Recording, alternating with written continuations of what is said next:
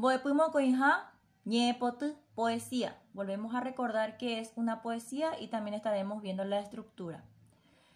Ñe por abopure, oye puajaba jaipurepe, onseba maba putu uwi, tena y ambutewi, y catuabei oikuauka tembiasacue.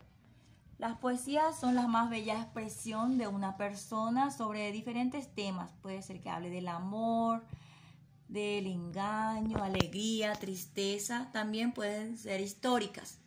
Y tiene una estructura. Las poesías contienen versos. Aisnañeatu terapeteiñe y puponaba y catu y puyoya teranajane. Ñerisuyatu estrofas, ñerisuyatu oñemoya o apetein pa unwi. Ñe puyoya rima y puyoya bañe pajape tera oyoyo guaiteba.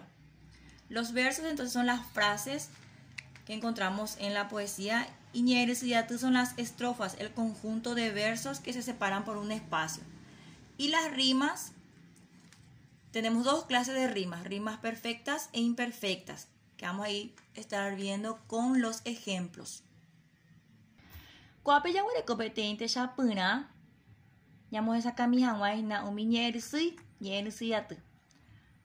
Bueno, aquí tenemos una breve poesía, una estrofa, para mostrarles un poquitito cuáles son los versos y las estrofas para distinguir.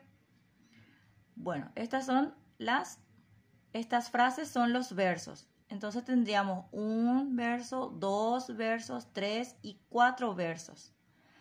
Ven que acá se separa por un espacio y el siguiente ya vendría a ser la otra estrofa. Entonces el conjunto de versos sería la estrofa. Tenemos 4 versos y una estrofa. Después les quiero mostrar cómo reconocer las rimas perfectas e imperfectas. Las rimas perfectas tenemos cuando en la última sílaba tienen sonido parecido. Acá les señalé, por ejemplo, aracaebe, pujare, pute.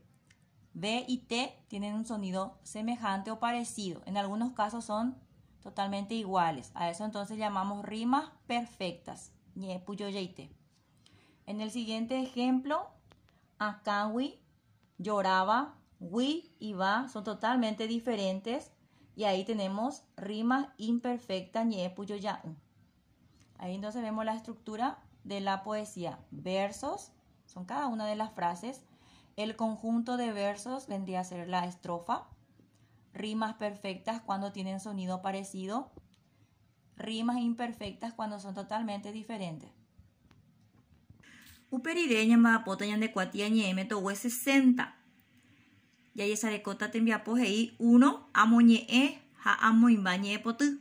Vamos a volver a leer nuestra poesía Che Trompo y vamos a ir completando los espacios de acuerdo a la poesía leída. Seguimos en la página 61, el ejercicio 2. Escribo poemas cambiando palabras. Ahí tenemos un ejemplo y un fragmento que vamos a ir completando de acuerdo a las expresiones que nosotros vamos a crear. Número 3. Escribo poemitas con los vocablos. Aquí tenemos ya algunos vocablos como ayuda para poder crear nuestras poesías brevemente.